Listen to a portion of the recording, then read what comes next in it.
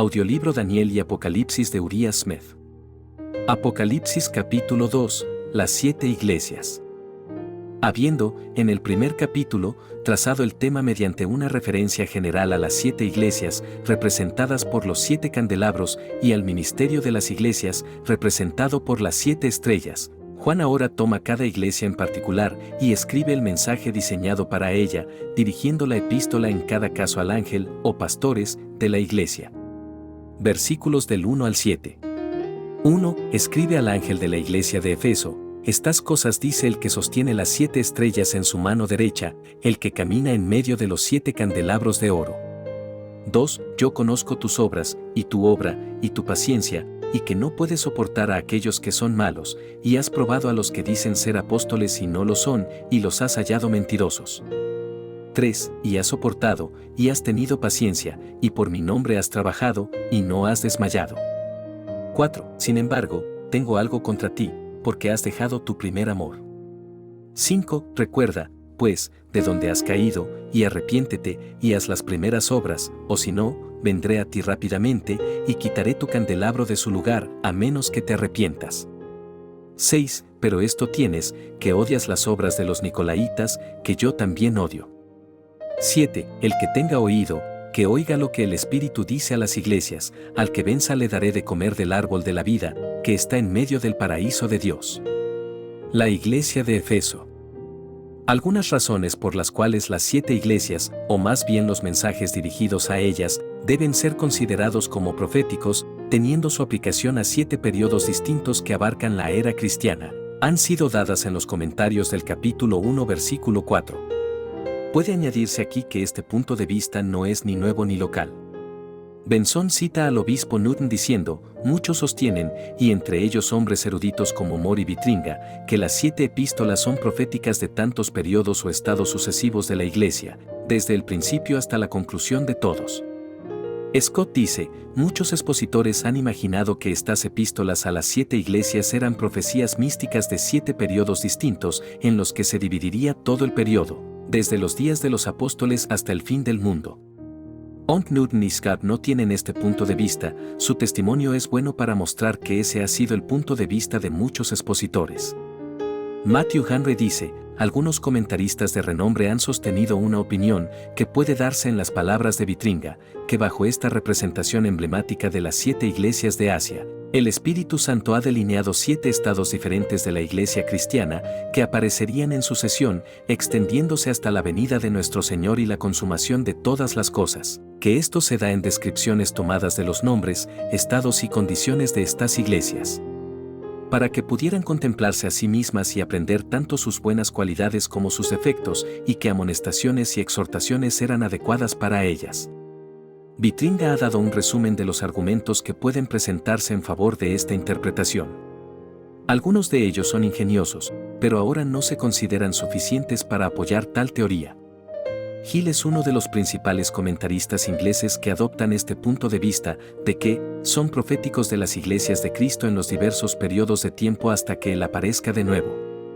Al parecer, según los autores antes citados, lo que ha llevado a los comentaristas de tiempos más modernos a descartar la visión de la naturaleza profética de los mensajes a las 7 iglesias, es la doctrina comparativamente reciente y no bíblica del milenio temporal.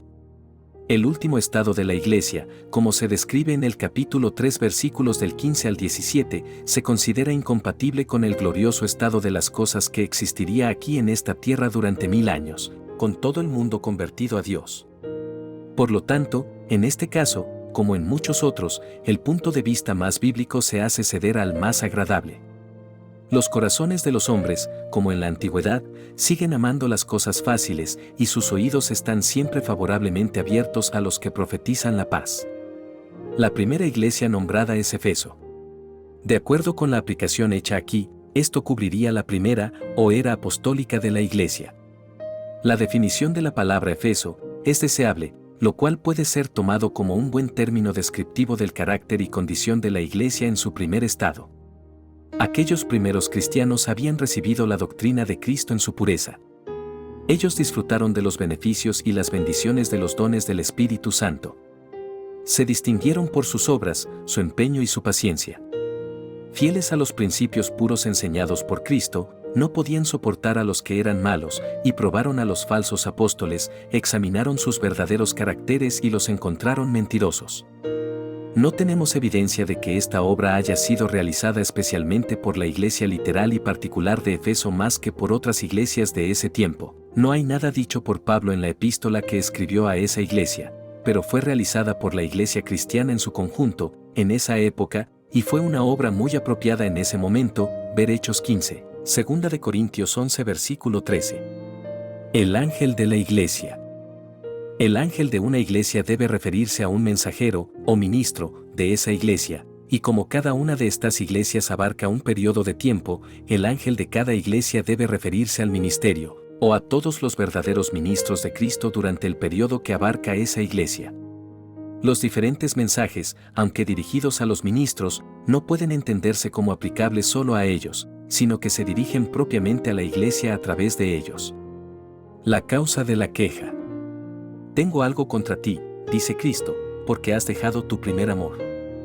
No menos digno de advertencia que el alejamiento de la doctrina fundamental o de la moral bíblica es el abandono del primer amor. La acusación aquí no es la de caer de la gracia, ni que el amor se haya extinguido, sino disminuido. Ningún celo, ningún sufrimiento puede expiar la falta del primer amor. Thompson. Nunca debe llegar el momento en la experiencia de un cristiano en que, si se le pidiera que mencionara el periodo de su mayor amor a Cristo, no dijera, el momento presente. Pero si ese momento llega, entonces debe recordar de dónde ha caído, meditar en ello, dedicarle tiempo, recordar cuidadosamente el estado de su anterior aceptación con Dios y luego apresurarse a arrepentirse, y retomar sus pasos hacia esa posición deseable. El amor, como la fe, se manifiesta por las obras, y el primer amor, cuando se alcanza, siempre traerá las primeras obras. La amenaza. Vendré a ti rápidamente, y quitaré tu candelabro de su lugar, a menos que te arrepientas. La venida aquí mencionada debe ser una venida figurativa, que significa una visita de juicio, ya que es condicional. La retirada del candelabro significaría quitarles la luz y los privilegios del Evangelio y encomendarlos a otras manos, a menos que cumplan mejor con las responsabilidades de la confianza que se les ha dado. Pero puede preguntarse desde el punto de vista de que estos mensajes son proféticos, si el candelabro no sería removido de todos modos, ya sea que se arrepintieran o no, ya que esa iglesia fue sucedida por la siguiente, para ocupar el siguiente periodo, y si esto no es una objeción en contra de considerar a estas iglesias como proféticas. Respuesta: la expiración del periodo cubierto por cualquier iglesia no es la remoción del candelabro de esa iglesia. La remoción de su candelabro sería quitarles los privilegios que podrían y deberían disfrutar por más tiempo. Sería el rechazo de ellos por parte de Cristo como sus representantes, para llevar la luz de su verdad y su evangelio ante el mundo. Y esta amenaza sería tan aplicable a los individuos como a la iglesia como cuerpo. No sabemos cuántos de los que profesaron el cristianismo durante ese periodo se quedaron cortos y fueron rechazados, sin duda, muchos. Y así seguirían las cosas, algunos permaneciendo firmes, otros retrocediendo y dejando de ser portadores de luz en el mundo, mientras tanto nuevos conversos llenan las vacantes provocadas por la muerte y la apostasía, hasta que la iglesia llegue a una nueva etapa en su experiencia, marcada como otro periodo en su historia y cubierta por otro mensaje. Los Nicolaitas. ¿Cuán dispuesto está Cristo a elogiar a su pueblo por las buenas cualidades que puedan poseer? Si hay algo que aprueba, lo menciona primero. Y en este mensaje a la iglesia de Efeso, habiendo mencionado primero sus rasgos encomiables y luego sus fracasos, como si no quisiera pasar por alto ninguna de sus buenas cualidades, menciona esto, que odiaban los hechos de los Nicolaitas, que él también odiaba. En el versículo 15 se condenan las doctrinas de los mismos personajes. Parece que eran una clase de personas cuyas obras y doctrinas eran igualmente abominables a los ojos del cielo. Su origen está envuelto en algunas dudas. Algunos dicen que surgieron de Nicolás de Antioquía, uno de los 7 diáconos, Hechos 6 versículo 5, otros, que solo le atribuyen su origen para ganar el prestigio de su nombre, y otros, que la secta tomó su nombre de un Nicolás de una fecha posterior, lo cual es probablemente lo más cercano a lo correcto. En cuanto a sus doctrinas y prácticas, parece haber un acuerdo general en que mantendrían una comunidad de esposas, Consideraban el adulterio y la fornicación como cosas indiferentes y permitían comer cosas ofrecidas a los ídolos, ver Religious Encyclopedia, Clark, Quito y otras autoridades. El llamado de atención. El que tenga oído, que oiga lo que el Espíritu dice a las iglesias. Una manera solemne de llamar la atención universal a lo que es de importancia general y más trascendental. El mismo lenguaje se utiliza para cada una de las 7 iglesias. Cristo, cuando en la tierra, usó la misma forma de hablar para llamar la atención de las personas sobre las más importantes enseñanzas suyas. La utilizó en referencia a la misión de Juan, Mateo 11 versículo 15, la parábola del sembrador, Mateo 13 versículo 9, y la parábola de la cizaña, que establece el fin del mundo, verso 43. También se utiliza en relación con un importante cumplimiento profético en Apocalipsis 13 versículo 9. La promesa al vencedor. Al vencedor se le promete que comerá del árbol de la vida que crece en medio del paraíso, o jardín, de Dios. ¿Dónde está este paraíso? Respuesta: en el tercer cielo. Pablo escribe, en 2 de Corintios 12 versículo 2, que conoció a un hombre, refiriéndose a sí mismo, arrebatado hasta el tercer cielo. En el versículo 4 llama al mismo lugar paraíso, dejando solo una conclusión por sacar, que es, que el paraíso está en el tercer cielo. En este paraíso, parece ser, está el árbol de la vida. Solo hay un árbol de la vida que se presenta en la Biblia. Se menciona 6 veces, 3 veces en el Génesis y 3 veces en el Apocalipsis, pero se utiliza cada vez con el artículo definido el. Es el árbol de la vida del primer libro de la Biblia, el árbol de la vida del último, el árbol de la vida del paraíso, Septuaginta, en el Edén al principio, y el árbol de la vida del paraíso del que habla ahora Juan, en el cielo de arriba. Pero si solo hay un árbol, y eso fue al principio en la tierra, puede preguntarse cómo ha llegado a estar en el cielo. Y la respuesta sería que debe haber sido llevado, o trasladado, al paraíso de arriba. No hay manera de que el mismo cuerpo idéntico que está situado en un lugar pueda ser localizado en otro, sino siendo transportado físicamente hasta allí. Y que el árbol de la vida y el paraíso hayan sido trasladados de la tierra al cielo, además de la necesaria inferencia de este argumento, hay muy buenas razones para creerlo.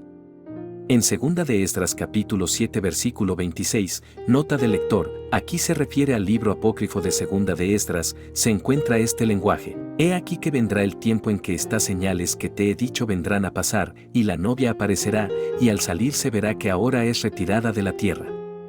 Hay una evidente alusión aquí a la novia, la esposa del Cordero, Apocalipsis 21 versículo 9, que es la ciudad santa, Nueva Jerusalén, versículo 10, Gálatas 4 versículo 26, en la cual está el árbol de la vida, Apocalipsis 22 versículo 2, que ahora está retirado de la tierra, pero que a su debido tiempo aparecerá y se ubicará entre los hombres, Apocalipsis 21 versículos 2 y 3. El siguiente párrafo sobre este punto lo citamos de Kurt's Sacred History, página 50, el acto de Dios al designar a los querubines para guardar el camino del árbol de la vida, Génesis 3 versículo 24. En el jardín del Edén, aparece igualmente no solo en un aspecto que indica la severidad judicial, sino también en uno que transmite una promesa llena de consuelo. La morada bendita de la que el hombre es expulsado, no es aniquilada ni abandonada a la desolación y la ruina, sino retirada de la tierra y del hombre, y consignada al cuidado de las criaturas más perfectas de Dios, para que sea finalmente restituida al hombre cuando éste sea redimido, Apocalipsis 22 versículo 2. El jardín, tal como existía antes de que Dios lo plantara o lo adornara, quedó bajo la maldición, como el resto de la tierra, pero la adición celestial y paradisíaca fue excluida y confiada a los querubines. El verdadero paraíso se trasladó ahora al mundo invisible. Por lo menos una copia simbólica de él, establecida en el lugar santísimo del tabernáculo, fue concedida al pueblo de Israel según el modelo que Moisés vio en el monte, Éxodo 25 versículos 9 y 40, y el original mismo, como la morada renovada del hombre redimido, descenderá más adelante a la tierra, Apocalipsis 21 versículo 10. Al vencedor, entonces, se le promete una restauración de más de lo perdido por Adán, no meramente a los vencedores de ese estado de la iglesia, sino a todos los vencedores de cada época, porque en las grandes recompensas del cielo no hay restricciones. Lector, esfuérzate por ser un vencedor, porque el que accede al árbol de la vida en medio del paraíso de Dios, no morirá más. El tiempo que abarca esta primera iglesia puede considerarse el periodo que va desde la resurrección de Cristo hasta el final del primer siglo o hasta la muerte del último de los apóstoles.